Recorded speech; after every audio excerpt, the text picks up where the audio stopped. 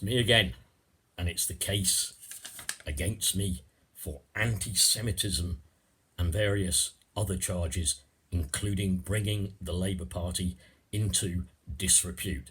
Please, Labour Party, put that on my charge sheet too. So far, the total on my charge sheet, I think, is about 21, but I'll get another charge with this one. So I think that'll take it to 23, 24.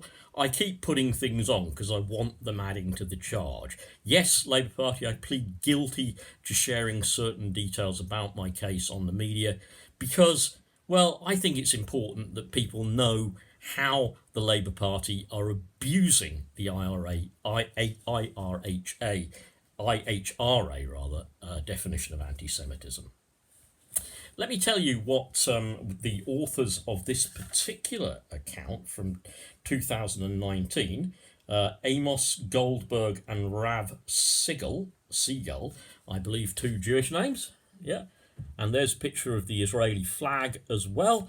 Now, could me, apparently an anti-Semite, and they're going to prove it, of course, showing a picture of the Israeli flag be indulging in some form of anti-Semitism on social media, interestingly. Well, these two in their articles say of a historian, an Israeli historian, Daniel Boltman, they accuse him of adopting an anti-Semitic stance for daring to criticise sharply, and I quote, the IHRA, which Bauer helped establish where he serves as an honorary chairperson to this day. Blattman argues that the definition is dedicated to protecting Israel from any significant criticism. Yet, in Bauer's eyes, that's the other guy, the argument that the IHRA definition exerts powerful and harmful influences is based on the anti-Semitic image of Jews as possessing disproportionate power and ruling the world. Here too, Bauer's claim is weak, says Blattman. Here too, Bauer's claim is weak.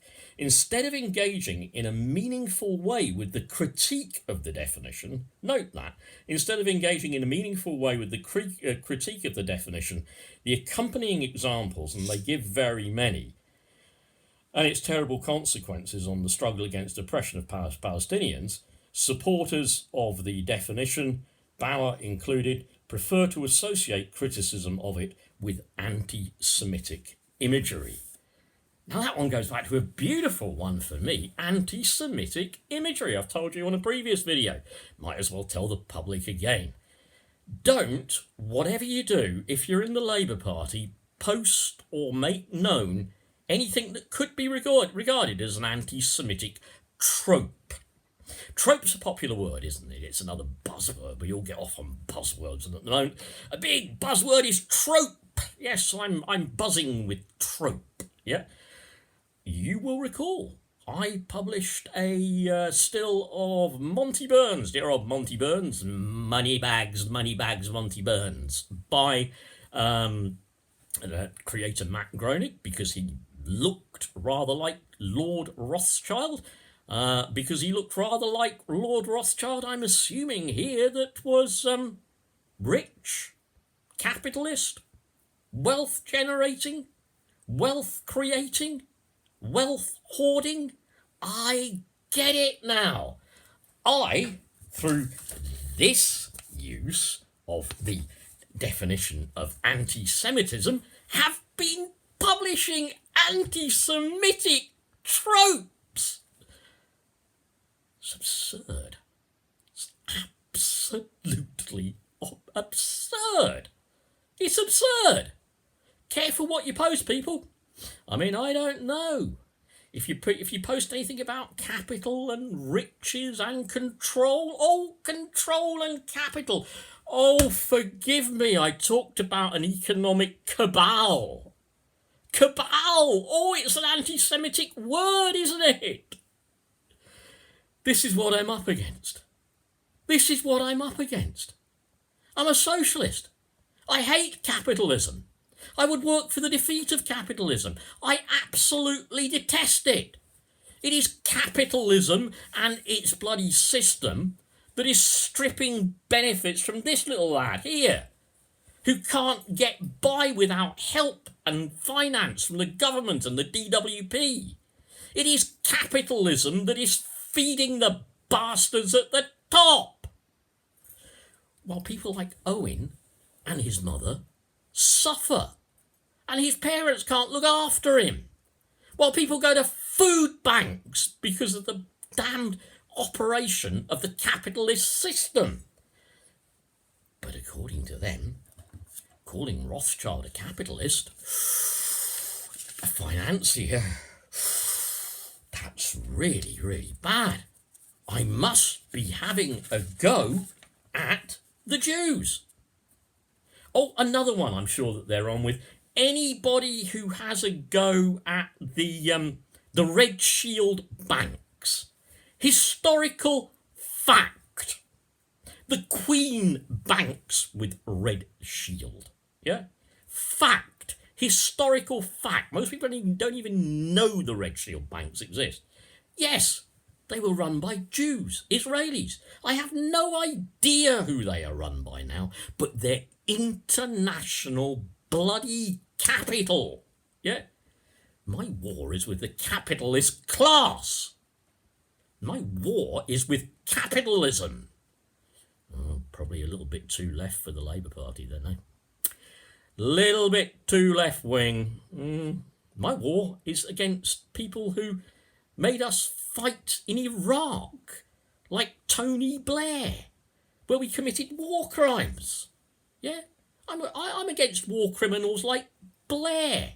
That's why for Blair I always like to sing, sitting in the dark at the Hague, wasting my time. Don't you want Blair sitting in the dock at the Hague? Yeah? 'Cause I do. Anyway, look, I'll calm down a bit, right? Let's give some more examples from a few bits of research that I've been doing.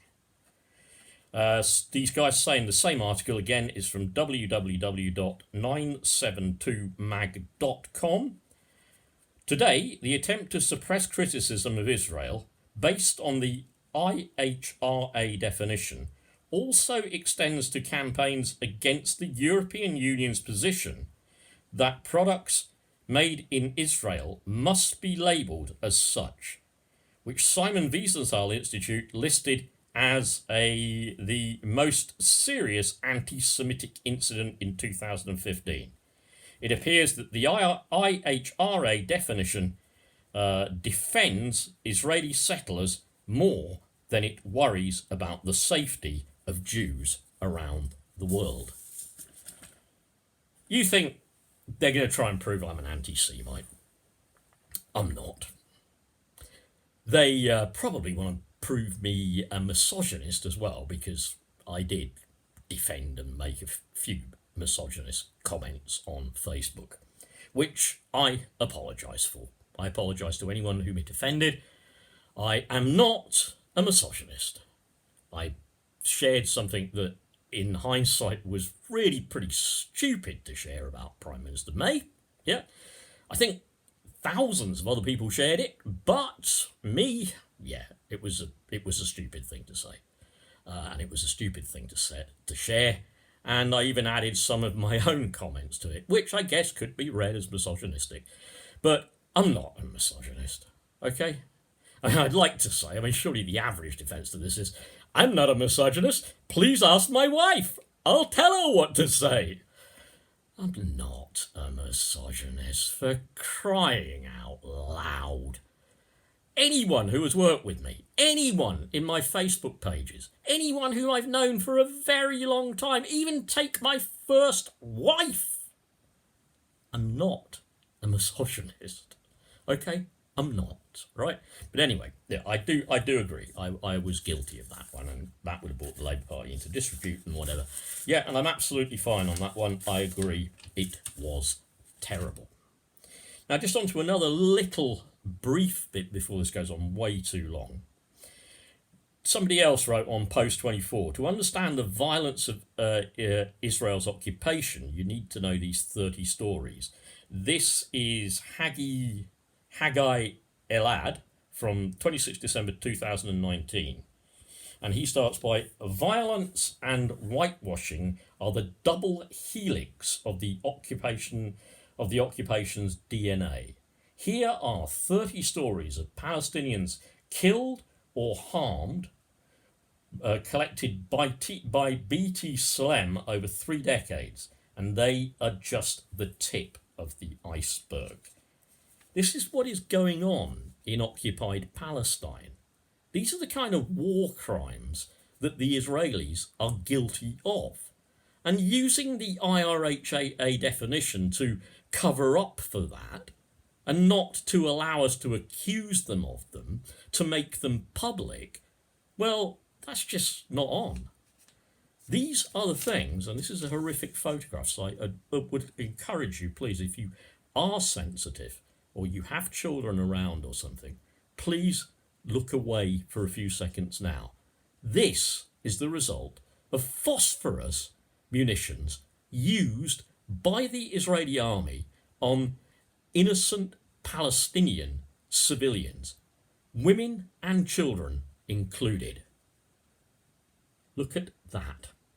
That is the effect of a phosphorus weapon. Now, I liken that, in my case, to phosphorus bombs used against the Germans, and I also mentioned the fact that the Nazis actually did test phosphorus weapons on the Jews during the Holocaust. That is a historical fact. I just mentioned that as a fact. But guess what? I've been told I'm anti-Semitic because of that. Interestingly enough, aren't Arabs and Palestinians a Semitic race as well? So being against these things that are happening to them, would that make me Islamophobic? Would it make me more of an anti-Semite? Anyway, I've gone on long enough. I got over 600 views on the last video, and obviously I'm going to be answering a lot of this complaint with a final defence statement, which I'll probably keep private between me and Labour disputes.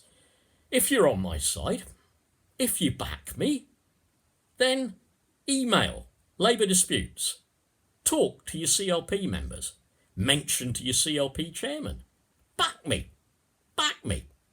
because they want me up there all alone. Yeah? You're mad having adopted that definition of anti-Semitism. Those of you who stood for leader that have signed up to it are mad. You've kowtowed to the Zionists. You've absolutely kowtowed to them. Yeah? And the people that really care, the real members of the Labour Party, the force that is behind Labour policy and Corbyn, you've even called Corbyn anti-Semitic. You disgust me. You absolutely disgust me. And locally, anyone who has actually put those images through, have the decency to declare yourself to me, will you? Just let me meet you face to face. I'd really like to do that. Just have the guts to show me who you are.